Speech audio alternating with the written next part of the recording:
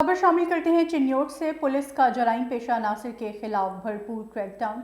DPO Wasim Riaz Khan की press conference. डकैत gangs के साथ 30 से जायद मुलजमान गिरफ्तार। 3.5 करोड़ रुपए से जायद मालियत का माल मसरूका तलाई जेवरात, कारें, मोटरसाइकिल्स, माल मवेशी, नकदी, दीगर सामान बरामद।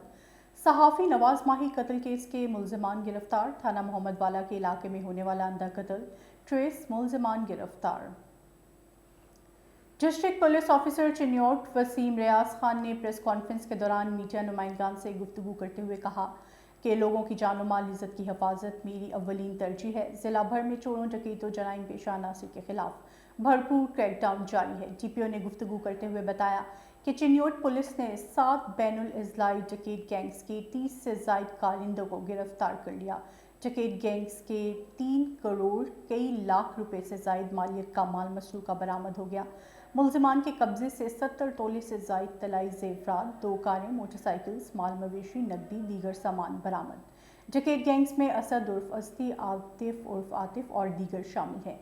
चिन्योट पुलिस ने डकैती, राहजनी, चोरी के 60 मुकदमात को यकसू किया। थाना सिटी पुलिस ने 2.5 करोड़ रुपए से जायद मालियत का माल मसरूका तलाई जेवरात और कई माल मवेशी, 60 लाख से जायद का माल मवेशी और नकदी बरामद कर ली।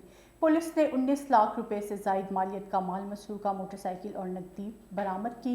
नगर पुलिस ने 10 लाख रुपए से जायद मालियत का माल मसरूका बरामद कर लिया।